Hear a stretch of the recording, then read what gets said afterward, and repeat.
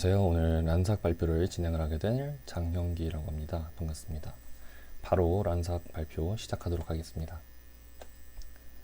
네, 저희가 슬램에서는 보통 이제 어떠한 데이터를 가지고 나서 저희가 맵 정보와 포즈 정보를 이제 추정을 하게 되는데요. 이때 저희가 쓰는 데이터 안에는 인라이어 데이터와 아웃라이어 데이터가 보통 혼잡해 있는 경우가 많이 있습니다. 여기서 얘기하는 인라이어 데이터는 이제 올바른 데이터를 얘기를 하고, 쉽게 얘기하면 올바른 데이터를 의미를 하고, 그리고 아웃라이어 데이터 같은 경우는 저희가 기대하지 않았던 잘못된 데이터를 의미를 하게 됩니다. 예시를 들면은 여기 저희가 여기 이미지 쌍이 있을 때 피처를 뽑고 각각의 피처들마다 디스크립터를 뽑고 가까운 디스크립터 디스턴스끼리 이제 매칭을 한 결과인데요. 여기서 초록색으로 이렇게 이어진 것들은 잘된 피처, 즉 인라이어 데이터라고 볼 수 있겠고요. 빨간색처럼 잘못된 곳에 매칭이 된 이런 데이터들, 이런 것들을 이제 기대하지 않았었던 잘못된 데이터, 즉 아웃라이어 데이터라고 볼 수 있습니다. 아웃라이어 데이터가 생기는 이유는 굉장히 다양하게 많이 있습니다. 그 중에 좀 대표되는 거 몇 개를 가지고 와봤는데요. 첫 번째로는 이제 조명의 변화가 있겠고요. 두 번째로는 이제 헤비 로테이션에 의해서 생김새가 달라짐으로써 이제 나타나는 그런 이제 데이터의 변화 때문에 아웃라이어가 생길 수가 있고요. 헤비 오클루전 같은 경우도 생각하지 않았었던 오클루전이 생기면서 아웃라이어가 나타날 수 있고, 그리고 이제 빠른 모션 등으로 인해서 생기는 블러 등으로 인해서 또 아웃라이어가 생길 수 있습니다. 그럼 이제 인라이어와 아웃라이어를 왜 구분해야 되는지 한번 알아보겠습니다. 우선 아웃라이어에 대해서 좀 알아보면은, 아웃라이어 데이터는 첫 번째로는 기하학적으로 부정확한 데이터라고 볼 수 있습니다. 두 번째로는 통계적으로 부정확한 데이터라고 볼 수 있고요. 하지만 이제 저희가 컴퓨터 비전 그리고 슬램 쪽에서 저희가 모델 추정에 사용하는 알고리즘들을 보면은 보통 클러스트 폼 솔루션과 그리고 이터레이티브 옵티마이제이션으로 풀 수 있는 두 가지 종류의 알고리즘들이 있다고 볼 수 있습니다. 여기서 클로스드 폼 솔루션 같은 경우는 기하학적으로 정확한 데이터만 가능하고요. 그리고 이터레이티브 옵티마이제이션 같은 경우는 통계적으로 정확한 데이터만 사용 가능합니다. 이런 이제 클로스드 폼 솔루션이나 이터레이티브 옵티마이제이션에서 아웃라이어 데이터가 포함되는 경우 보통 잘못된 결과를 낼 수 있기 때문에 무조건 인라이어 데이터만 있어야 되고요. 그러기 위해서 아웃라이어 데이터를 이제 제거하는 게 이제 필수적이라고 볼 수 있습니다. 모델 추정에 대한 이제 예시를 하나 보여드리면서 아웃라이어 데이터가 모델 추정에 어떠한 이펙트를 내는지, 어떠한 효과를 내는지 한번 알아보도록 하겠습니다. 일단 우선 간단한 리니어 리그레션 문제를 가지고 와봤는데요. 리니어 리그레션이라고 하면은 여러 포인트들이 이렇게 공간 위에 있을 때 그 포인트들을 가장 잘 꿰뚫는 선의 이 라인의 모델에 대해서 추정을 한다고 볼 수 있습니다. 여러 가지 에러 매트릭들을 낼 수가 있겠는데요. 이렇게 정확히 뚫고 지나가는 거에는 에러가 없겠고, 이렇게 버티컬 디스턴스로 각각의 포인트들의 버티컬 디스턴스에 제곱을 해서 각각 더하는 거를 sum of squared error, 아니면은 그냥 각각 더하는 것들을 이제 sum of absolute error 이런 식으로 할 수 있는데, 저는 그냥 많이 쓰이는 sum of squared error로 표현을 해서 이제 함께 아웃라이어가 어떤 이펙트를 내는지 한번 알아보도록 하겠습니다. 방금처럼 포인트들에서 라인이 잘 꿰뚫고 지나가는 거가 이제 M1이라고 생각을 해봅시다.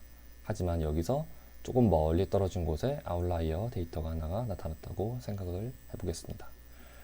여기서 우리가 이제 뭐 다양한 모델을 추정을 할 수 있겠지만, 그냥 대표적인 걸로 두 개를 들고 와봤습니다. 하나는 인라이어 데이터들을 잘 꿰뚫고 지나가는 첫 번째 모델 M1, 모델 1이 되겠고요.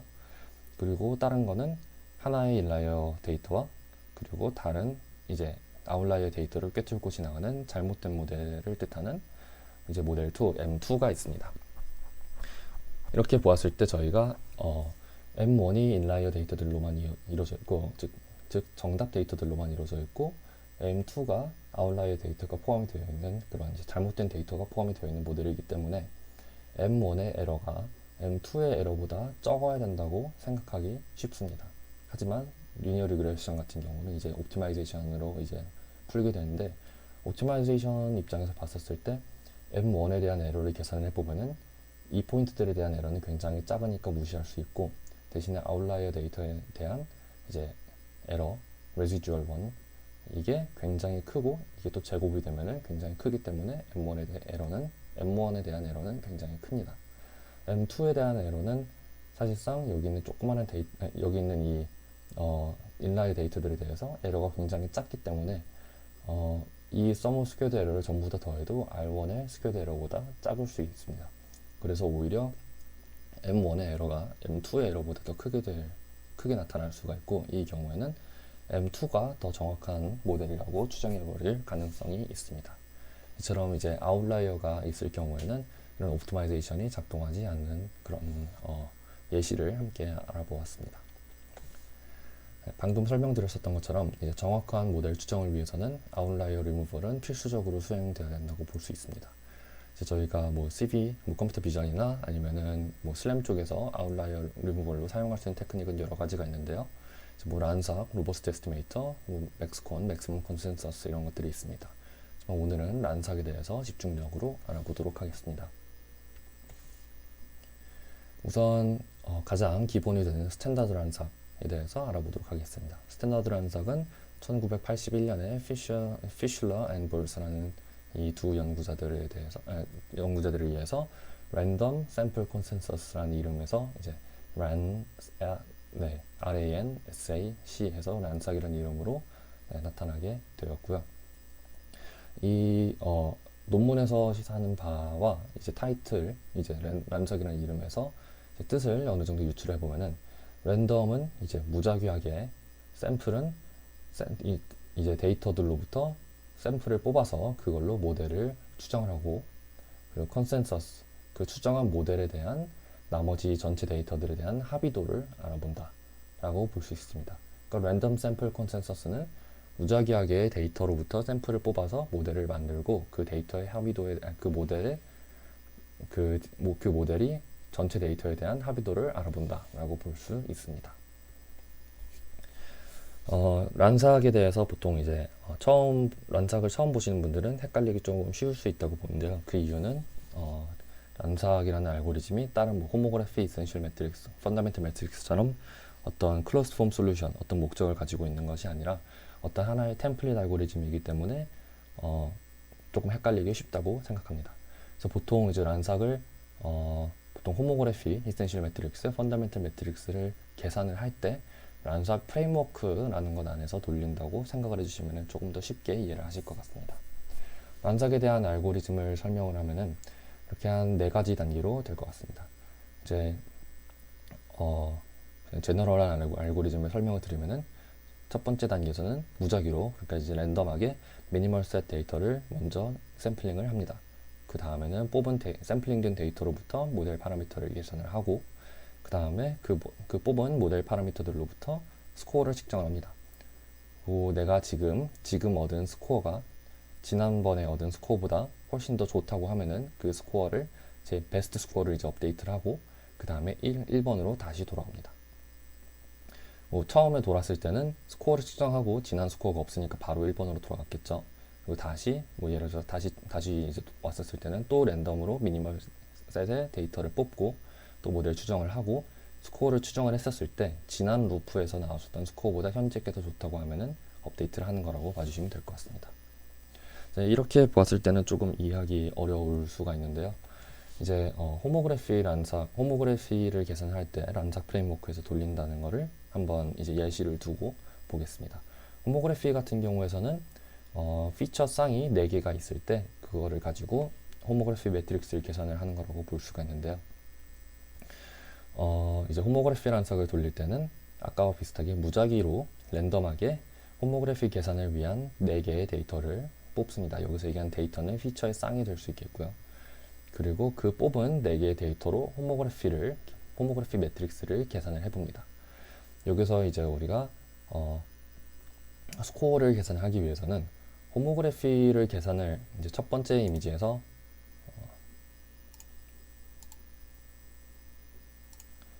첫 번째 이미지가 있고, 두 번째 이미지가 있고, 계산된 호모그래피로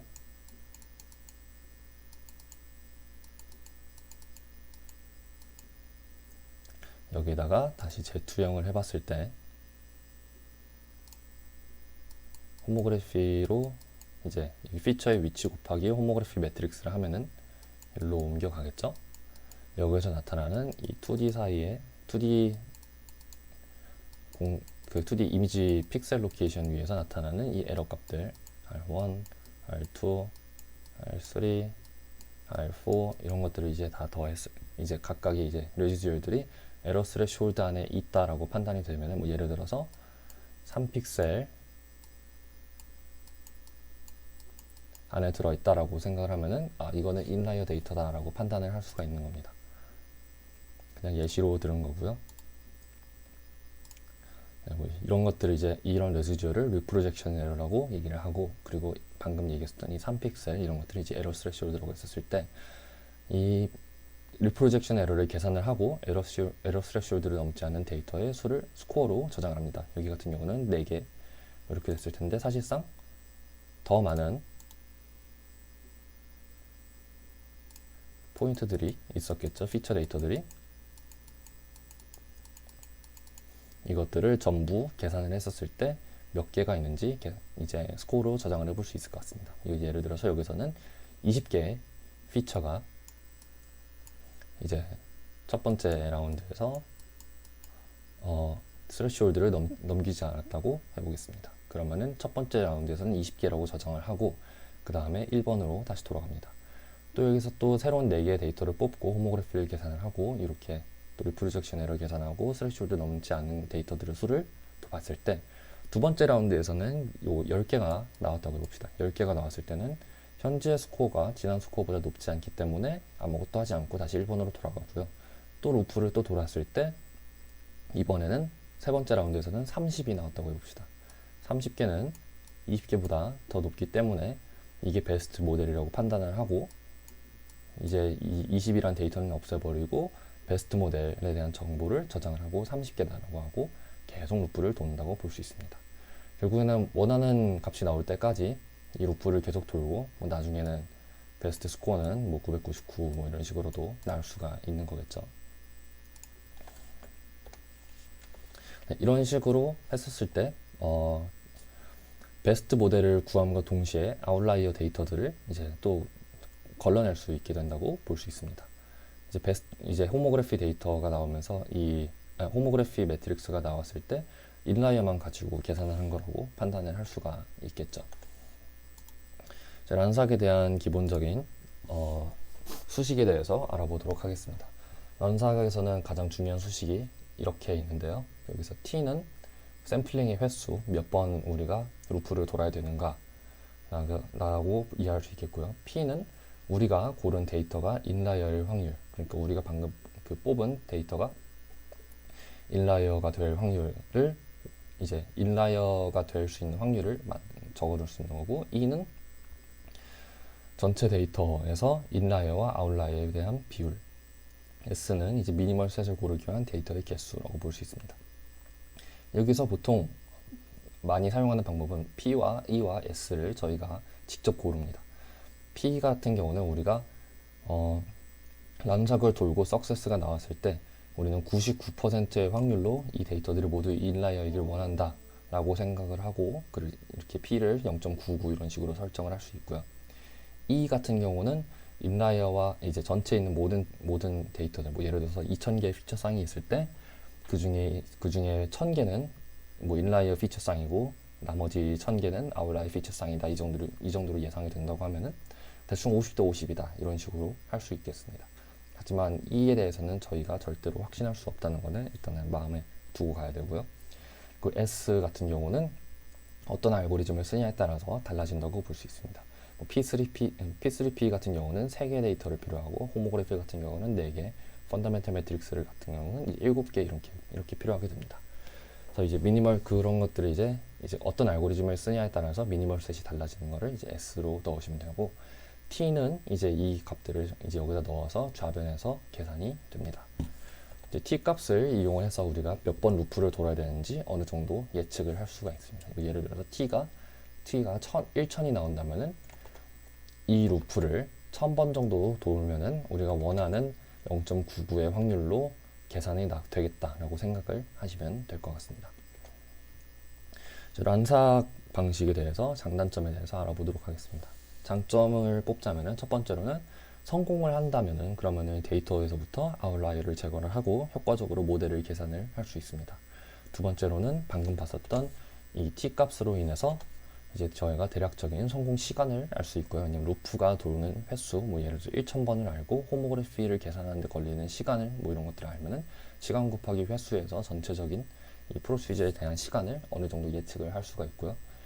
그리고 또 운이 좋아서 이제 일찍 끝나게 된다고 하면은 뭐 예를 들어서 우리가 원하는 어떤 특정 에러 스레시홀드가 3이었는데 루프를 우리가 1000번을 예상했지만 뭐 예를 들어서 50번 만에 그 에러보다 더 작은 좋은 모델을 계산했을 경우에는 그러면은 일찍 끝날 수 있습니다. 일찍 끝난 만큼 그만큼 또 이제 다른 계산을 할 수 있는 시간을 벌게 된 거고요. 여기서 이제 저희가 뭐 실시간으로 계산을 하고 싶다면 시간을 버는 거는 굉장히 중요하겠죠. 그리고 또 이제 란삭 프레임워크 자체가 굉장히 간단하기 때문에 이해하기 쉽다고 볼 수 있습니다.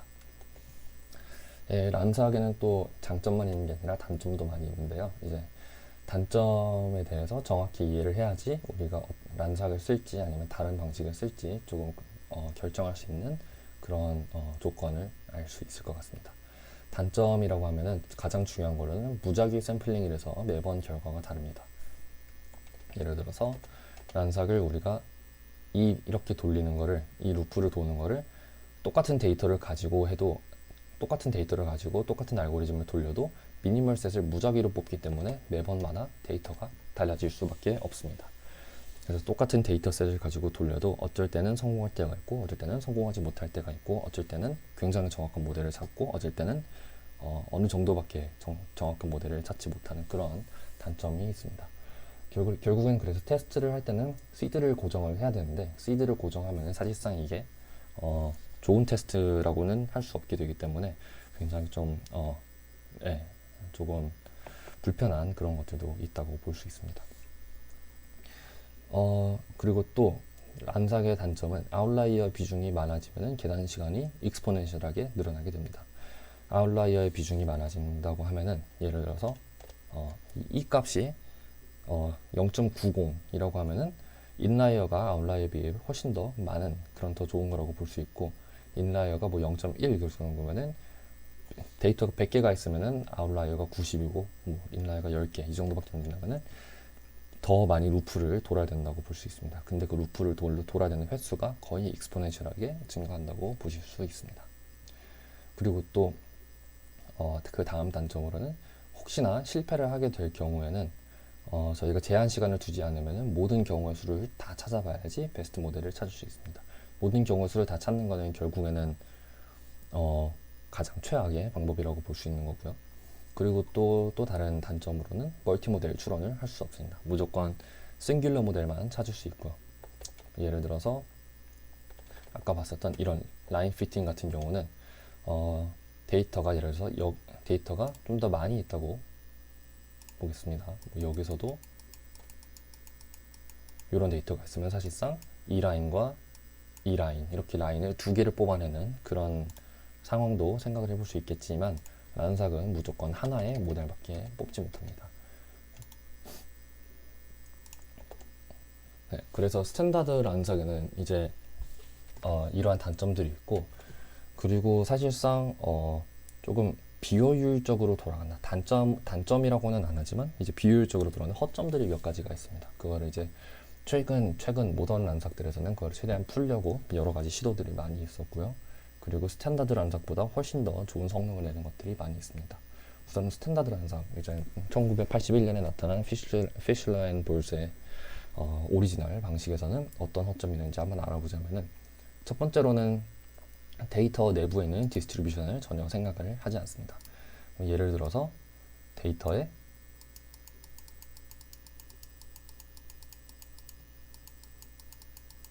이렇게 있고 이런 식으로 있으면은 저희가 눈으로 봤을 때 딱 봐도 이게 인라이어고 이게 아웃라이어일 거라는 거를 볼 수가 있죠.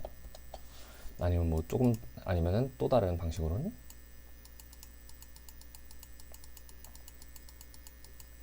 여기에 뭐 한 10개 정도만 이렇게 패턴을 가진 인라이어 데이터들이 있고 그리고 바깥에 80개 마구 흩어진 이런 데이터들이 있다고 했을 때는 인라이어의 수가 아웃라이어 수보다 훨씬 더 작음에도 불구하고 이 데이터 내부에 있는 인라이어 데이터의 디스트리뷰션이 너무 확고하게 나와 있기 때문에 아무래도 여기에서 이제 인라이어 모델이 나타날 확률이 높다 이런 것들을 생각을 할 수 있는데요. 근데 스탠다드 란삭은 그런 것들을 전혀 고려하지 않고 무조건 랜덤하게 뽑아내기 때문에 좀 비효율적이라는 것을 알 수 있습니다.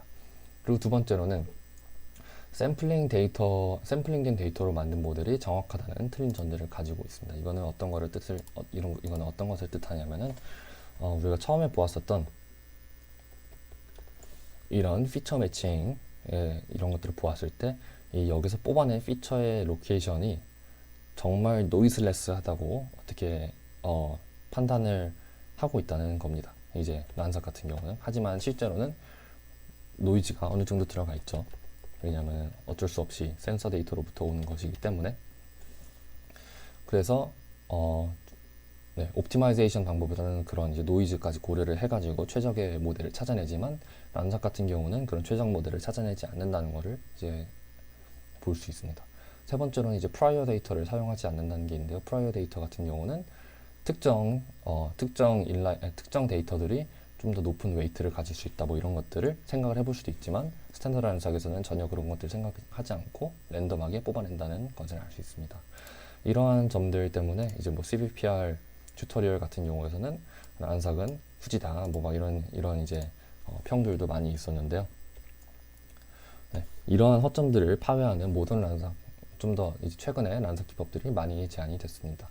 뭐 M삭, MLE삭, 로란삭, 납삭 뭐 이런 것들 해서 최근까지도 2020년까지 해서 이제 딥러닝 방식을 사용하지 않는 방법도 있고 딥러닝 방식을 사용하는 방식으로도 몇몇 개들이 많이 제안이 되고 있는데요.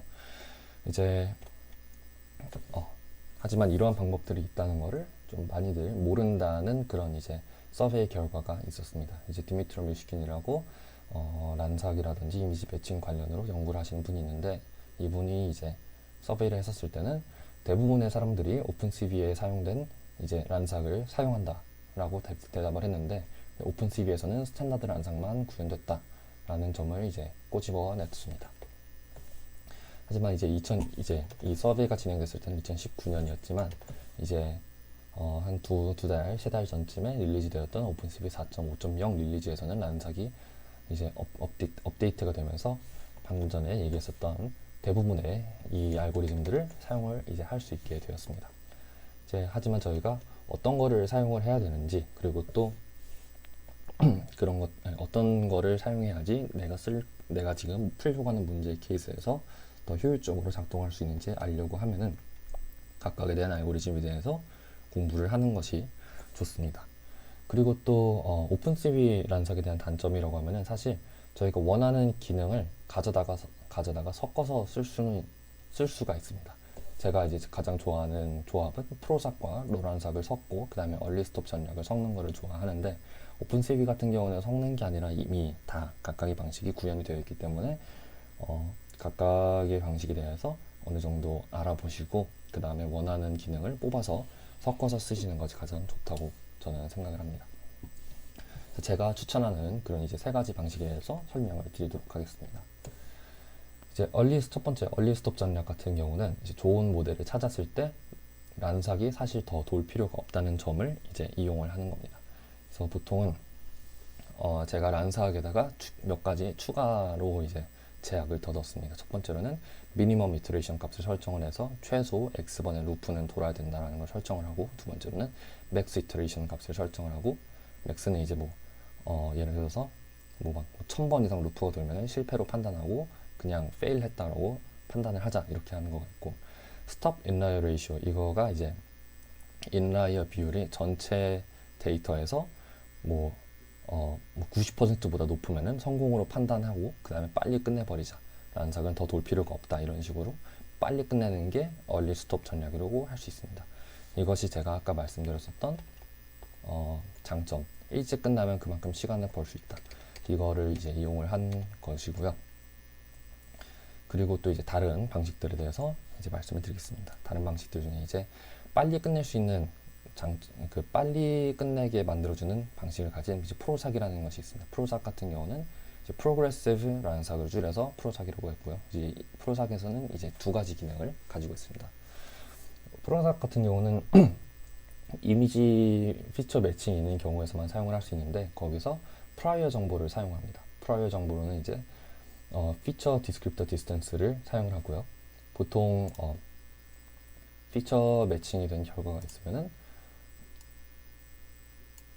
뭐 매칭된 데이터들이 이렇게 있으면은 벡터를 표현한 겁니다. 보통 여기서 디스크립트 정보가 굉장히 많이 섞여 있겠지만 보통 벡터로 뽑아내 갖고 저장을 하니까 이 벡터를 소팅을 한번 해줘서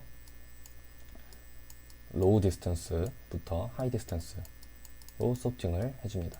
로우에서 하이로 소팅을 해준다는 거는 매칭이 잘 된 것부터 매칭이 잘 안 된 애들로 소팅을 해준다는 것을 의미를 합니다. 즉 로우 디스크립트 디스턴스에서 하이 디스크립트 디스턴스로 소팅을 해주고 나면은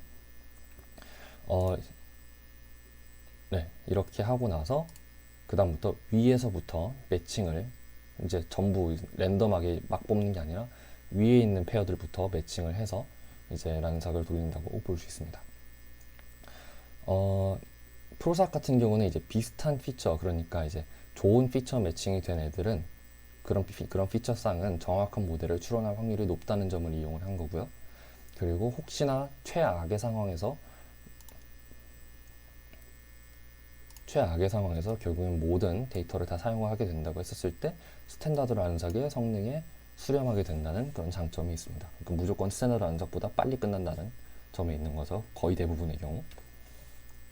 프로삭 같은 경우는 이제 이렇게 수행이 된다고 보실 수 있습니다. 첫 번째로는 이제 피처 매칭을 수행을 하고요. 그 다음 매칭된 피처쌍에서 디스턴스를 계산을 합니다. 그럼 데이터를 작은 디스턴스부터 큰 디스턴스로 소팅을 하고요. 그 다음에는 이제 임의의 n개, 즉 풀을 만들기 시작합니다. 서치 레인지를 만들기 시작합니다. 보통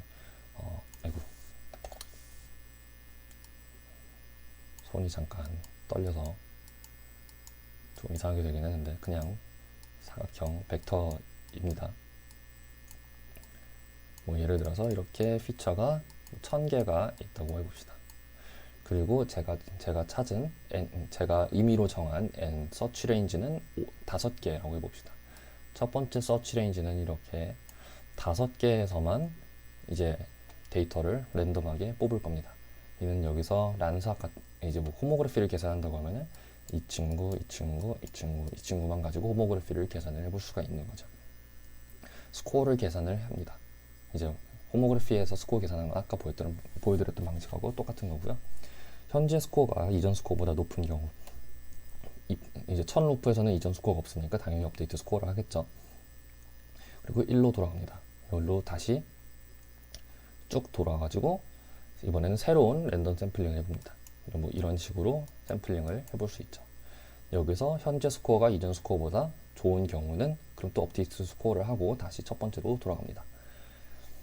하지만 여기서 현재 스코어가 이전 스코어보다 좋지 않았을 때는 이제는 서치 레인지를 다시 n만큼, 즉 5개만큼 더 올려서 이번에는 이만큼에서 뽑는다는 것을 볼 수 있습니다. 이제 그리고 1로 돌아갔었을 때 이번에는 뭐 여기 이런 식으로 이제 뽑을 수가 있는 거고요. 즉 위에 로우 디스턴스 중에서 아웃라이어가 있으니까 나는 걸러내고 다음 거를 찾아본다는 거죠. 이런 식으로 해서 이제 계속 돌게 되는데, 근데 여기서는 이제 얼리 스탑이 없는 경우에는 당연히 끝까지 다 돌게 됩니다. 얼리 스탑을 넣게 되면은 보통의 경우 한 3번 정도 이제 서치 레인지가 업데이트 되지 않으면서 3번 정도 익스펜드 됐다 그러면 프로삭 입장에서는 볼 만큼 봤다, 끝내자라고 판단을 할 수가 있게 되는 경우가 많이 있습니다. 그래서 보통 프로삭을 돌리려고 하면 파라미터를 봤을 때 저희가 뭐 서치 레인지가 있겠고, 그리고 이 인크리먼트 메소드를 보통 정합니다. 인크리먼트 메소드 같은 경우는 유니폼하게 이렇게 n개씩 늘어나는 경우가 있고, 아니면은 더블하게 늘어나는 경우도 있습니다. n만큼 처음에 n개를 가지고 하고, 그 다음 2n, 그 다음에는 이제 4n, 뭐 이제 뭐 2의 n승 뭐 이런 식으로도 늘어날 수도 있고요. 그런 식으로 늘어나는 경우가 이제 뭐 있습니다. 그리고 이제는 로 란삭에 대해서 말씀을 드리도록 하겠습니다. 로 란삭은 이제 인라이어 데이터는 인라이어 데이터 주변에 모인다. 그리고 인라이어 모델은 인라이어 데이터 주변에 모인다라는 특성을 이용했다고 볼 수 있습니다. 이제 스탠다드 란삭에서는 정답에서 꽤 가까운 모델을 추정해도 다음 이터레이션에서 랜덤하게 시작하기 때문에 완전히 다른 위치에서 샘플링을 하는 그런 가능성을 없애버리겠다라는 거라고 볼 수 있습니다. 로 란삭 같은 경우는 최대한 정답에서 가까운 모델을 추정합니다. 이거는 보통 이제 기존의 란삭에서 데이터를 뽑고 이제 모델을 추정했었을 때 좋은 데이터가 나와도 이제 다른 데로 바로 가버리는 데에 비해서 로 란삭 같은 경우는 뽑은 이제 추정한 데이터로부터 인라이어 데이터를 가지고 그 안에서 또 란삭을 돌립니다. 즉 내부적으로 란삭 루프를 하나를 또 만듭니다. 그래서 인라이어 데이터에서부터 더 최대한 정답에 근접을 하고 그 다음에 또 이터레이티브 로컬라이제이션 옵티마이제이션까지 해서 그래서 노이즈 제거까지 거친 후에 최대한 옵티멀 모델을 추정하는 것을 볼 수 있습니다. 로 란삭 같은 경우 알고리즘에 돌아가는 걸 보면은 기존의 란삭하고 처음에 똑같이 미니멀 셋 데이터를 가지고 샘플링을 하고 첫 번째로 모델을 추정을 하고 이 모델에 대한 인라이어 데이터를 찾습니다. 여기까지는 란삭하고 똑같고요. 여기서 현재 스코어가 이전 스코어보다 낮은 경우는 바로 1번으로 돌아갑니다. 그게 아닌 경우는 다음 스텝으로 넘어가고요. 다음 스텝은 이제 이너 란삭입니다. 이제 내부 루프에서 도는 란삭인데요. 이제 찾은 인라이어 데이터들, 즉 여기서 찾은 인라이어 데이터들로 미니멀 셋 데이터를 다시 샘플링한 다음에 모델을 추정하고 인라이어 수를 스코어로 저장을 합니다. 여기서 현재 스코어가 혹시나 이전에 했었던 스코어보다 낮은 경우에는 다시 1로 돌아가는 거고요. 그러니까 버리는 거죠, 데이터를. 이것도 패스를 했다라고 하면은 그 다음에 이터레이티브 로컬 옵티마이제이션을 수행을 합니다. 이터레이티브 로컬 옵티마이제이션은 가우스 뉴턴이나 레벤버그 마르코트 같은 것들이 있겠고요. 여기서 이제 현재 스코어, 파이널 스코어가 이전 스코어보다 좋은 경우에만 업데이트 스코어를 합니다. 여기서 이제 1번으로 돌아가고요. 1번으로 돌아갔을 때 이제 정말 베스트 스코어를 뽑았는데 이제 여기에서 추가로 사실 계산이 들어가니까 더 많이 시간이 낭비되지 않을까라고 생각을 할 수 있지만 대부분의 경우는 여기서 좋은 모델을 찾았을 때 대부분 여기서 리젝이 되고 이렇게 돌기 때문에 논문에서 얘기하는 거는 실제 란삭이 도는 거에 비해서 굉장히 미니스큐한 굉장히 적은 추가적인 계산이 들어간다고 얘기를 합니다. 하지만 오히려 이제 더 빠르게 그 좋은 모델을 찾기 때문에 전체적인 루프가 도는 숫자가 기존의 란삭보다 훨씬 더 적어져서 오히려 로 란삭이 더 빠르다는 그런 이제 얘기를 하기도 합니다. 여기서 이제 이터레이티브 로컬 옵티마이제이션 같은 거를 할 때 로버스트 에스티메이터 같은 다른 테크닉을 함께 사용해도 좋고요. 네, 여기까지 제가 지금 설명을 드렸었던 모던 란삭 같은 경우는 얼리스터, 프로사, 로 란삭 같은 경우를 쓸 수 있다고 볼 수 있습니다. 네, 여기까지 제 발표였고요. 이제 질문 댓글로 남겨주시면 감사하겠습니다.